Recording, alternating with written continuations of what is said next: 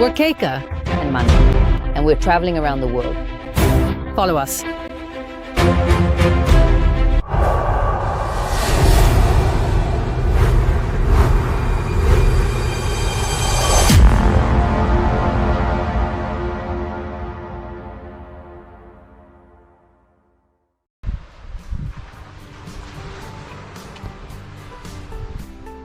Hello everyone, welcome to this new video. Our first day in Fuerteventura, and we wake up like this. From Juan Gómez Beach in Punta de Jandía, we're going to start in Fuerteventura from south to north.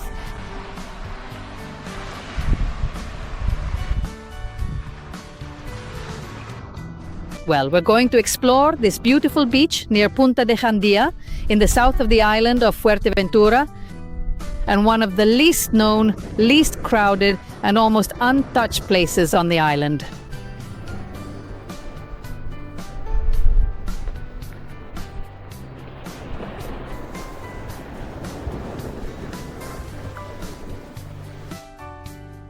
Juan Gómez on the Jandía Peninsula is an isolated spot surrounded by dunes, gentle cliffs, and a sea that changes color with the daylight. It's a place that not many people visit, perhaps because of its endless dirt tracks that are not always in good condition, so it still preserves that wild and peaceful air that makes it special. In the next few days, we'll be exploring this area of the peninsula, which is mostly a natural park and protected area, exploring trails, viewpoints, and hidden beaches, and discovering stories and details that make Jandía a unique place. So join us because this is just the beginning. Paradise, huh? And on top of that, it's certainly true that it's still early in the morning. And one of the simple joys of coming to the beach first thing is being completely alone in this truly wonderful place with the traveling van. The funny thing is that we've just come from filming on 2 volcanic islands, the most active ones right now in the Canary archipelago. And we arrive in Fuerteventura, one of the islands, along with Lanzarote, that are completely extinct. There are no more volcanoes on these islands. And it's interesting to see how here there are remains of lava, ancient lava, this time with white sand.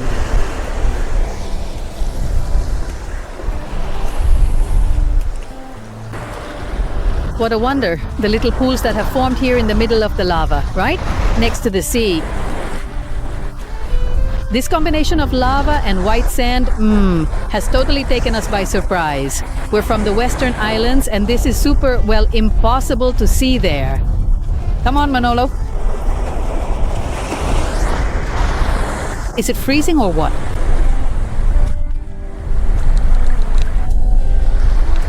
How nice. Well, after the scream you just let out. Is it cold or what? It's good. It's been here all night. And the sun hasn't hit it. Look, there's another one down there. Well, this little pool has been in the sun longer. Even so, the water is super cold. It's true that it's 9 in the morning, but if you want to enjoy these little spots all to yourself, you have to do this. What a joy. Look how wonderful.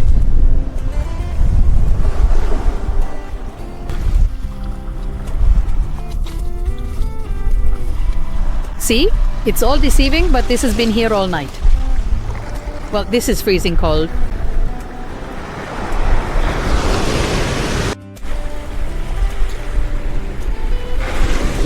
Manolo discovered that the hole the little pool even has a hole to rest your head. Take off your cap.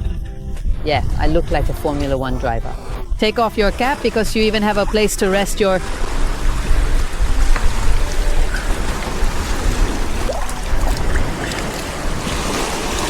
Fit it in. Look.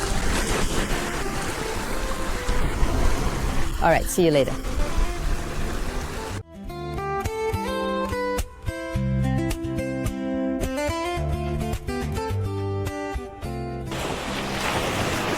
We're like little kids, but the vastness of these beaches and this peace make us feel this way, unique. And it's so beautiful, isn't it?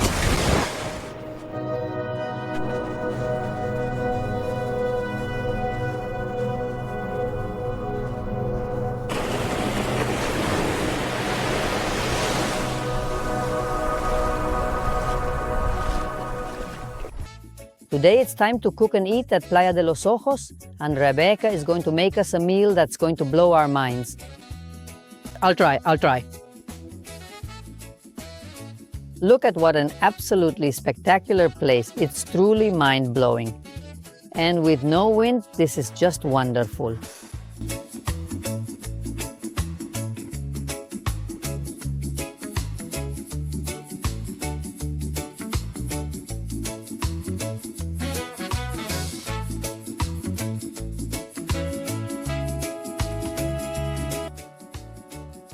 Look at this spectacular beach. This is amazing. There's no one here because it's very hard to get to. You can access it from over here.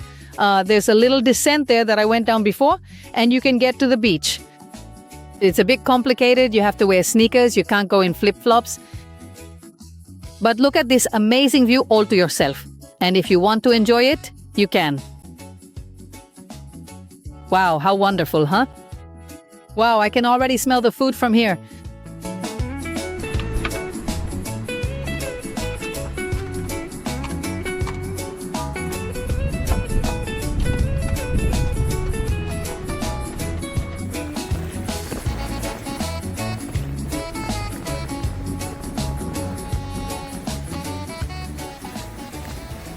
Yes, Playa de los Ojos, one of our favorites on the entire island.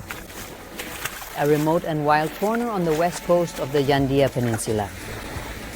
Here, there are no bars or lifeguards, only nature in its purest state. To get down, you have to take a wooden staircase that goes down a cliff of about 10 meters. The sea roars with force and the currents can be treacherous, so you have to be careful. We were lucky we had a splendid day and we could swim in this wonderful place. To our left, the volcanic rock cliffs hide a cave that is only accessible at low tide. In fact, we were only able to access it on the second day. Its name comes from those two rocky hollows, the eyes.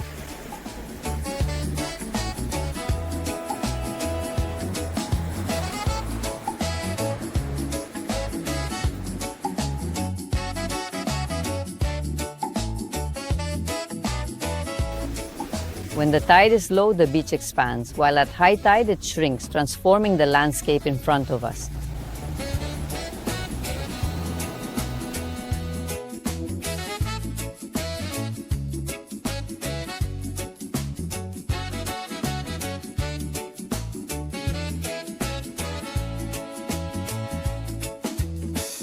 It's an ideal and peaceful place to meditate, to relax your mind and body, to feel unique in this immensity.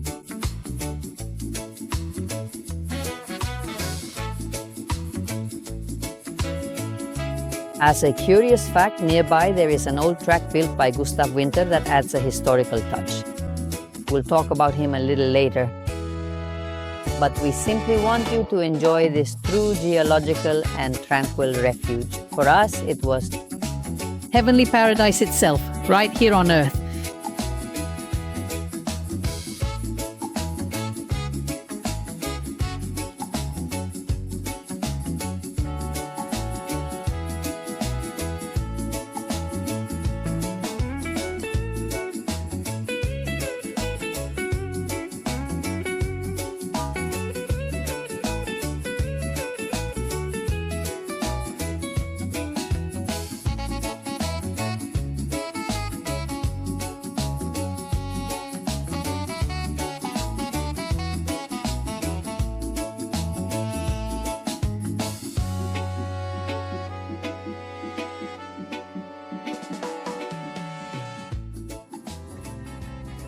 We are in the Jandía Natural Park, and specifically at the westernmost point of the island, the very tip at the bottom of the island of Fuerteventura at the Punta Pesebre Lighthouse.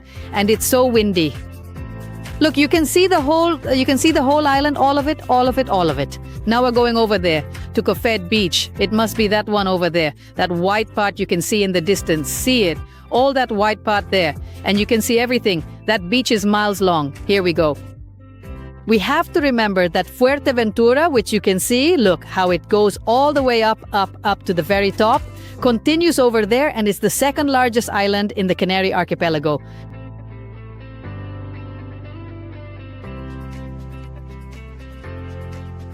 We read on the internet that the lighthouse is automated, but the truth is that it seems to be completely abandoned. Where we want to go right now, there are no roads along this entire front part of the island, through all these mountains obviously, and as you can see, there's no way to go in a straight line to Cofete. So we're going to retrace our steps as if we were going back to unforgettable, which is on the backside, let's say, of the island, so we understand each other, the side that faces Morocco towards Africa. Well, we're going to go that way again, and halfway there the road forks, one way towards unforgettable, the other towards the interior, the most unspoiled part of the Jandía Peninsula, to get to Cofete, one of the most spectacular beaches on the island. But it's on the open sea and one of the most dangerous. Let's see what the weather is like over there.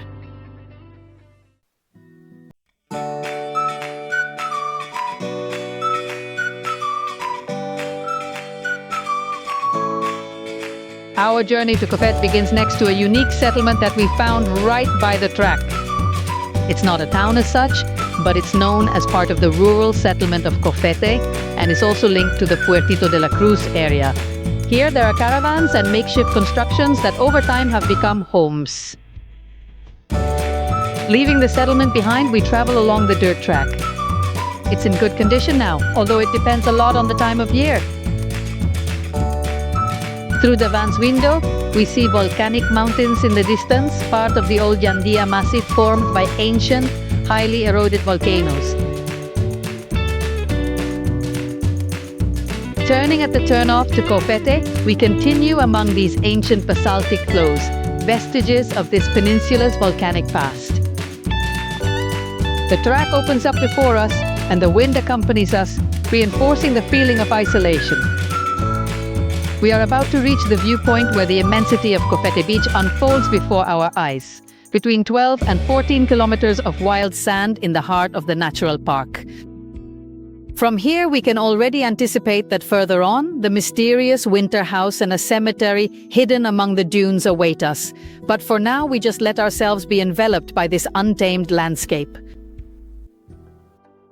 We are at Cofete Beach, one of the most solitary and wild beaches in the Canary Islands, with nothing more and nothing less than 12 kilometers of golden sands.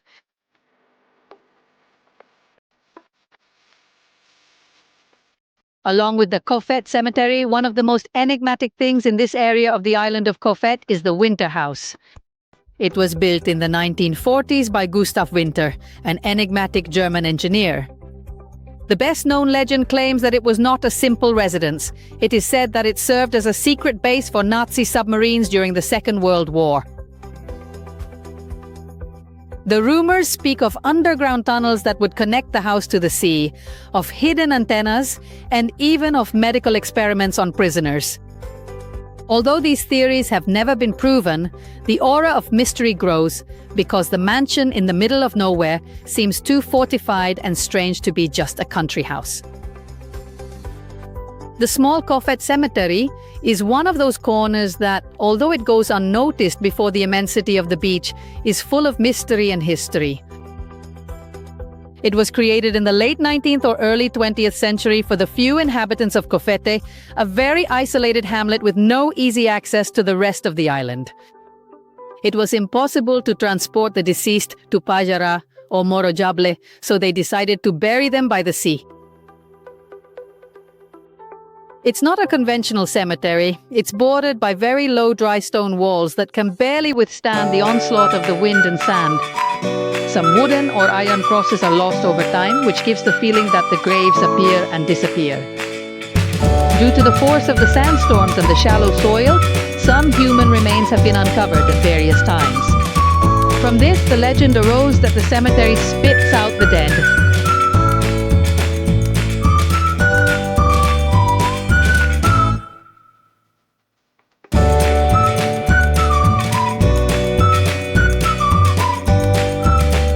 Some of those buried here are sailors and shipwrecked people found on the beach. Even in the 40s or 50s, Burials were still being carried out, mostly for the local people from the hamlet. The curious thing is that while we were looking for information about the cemetery to film while we were here, we saw on many websites that they talk about the legend of the Cofete cemetery, that at night you can hear murmurs and noises. Many say that it's probably, the sound of the wind, the sea, a mixture of everything. The truth and the reality is that last night we spent the night here in our camper van, and well, the sound of the sea is so powerful that you can barely hear anything else. It's true that the place is a bit creepy. There are still some headstones, well, all very rudimentary, but the curious thing is that many of them still have flowers, all plastic, that have been recently placed. So, it's a cemetery that hasn't been forgotten.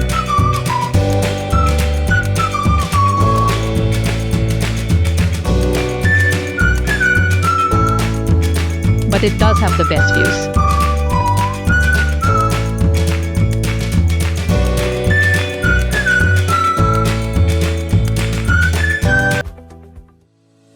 Well, in any case, the reality is that it's an extremely dangerous beach. It's true that since the last time we came, we can see that the services have improved. Now we have at least several lifebuoys. It's incredible to think that until a few years ago, there was none of this on a beach that takes about an hour to get to on a dirt track. The track, in 2025, we found it in pretty good condition. You can drive on it with any type of vehicle, but you have to be patient because you have to come, that's right, calmly. We saw a lot of crazy people on the road speeding, and more than one got a flat tire too, so be careful with that. The beach has a very strong undertow. In fact, we've read that it's one of the beaches in the Canary Islands with the most shipwrecks since ancient times. And well, I'm from the Canary Islands. I have a lot of respect for the Atlantic. And here, I just bathe in the foam like little kids do. That said, the best sunsets you'll see in Fuerteventura, you'll see them here in Cofete.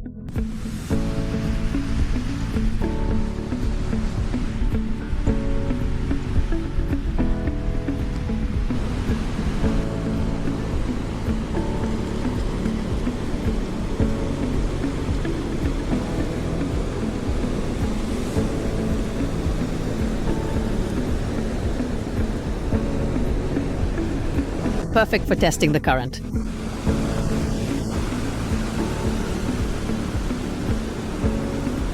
It's cold, huh? Well, it's true that in 3 to 5 seconds you feel how the water pulls you. It's super dangerous. In fact, I'm sure if we look into it, there are many drownings throughout the year because the way it pulls is impressive. But it's super fun to catch waves too. It has that double meaning. If you like adrenaline, it's really cool. Well, having said that, we do not recommend that you go in for a swim at this time. Manolo is quite strong and he manages to get out just fine, but you really should not mess with the sea because it always wins.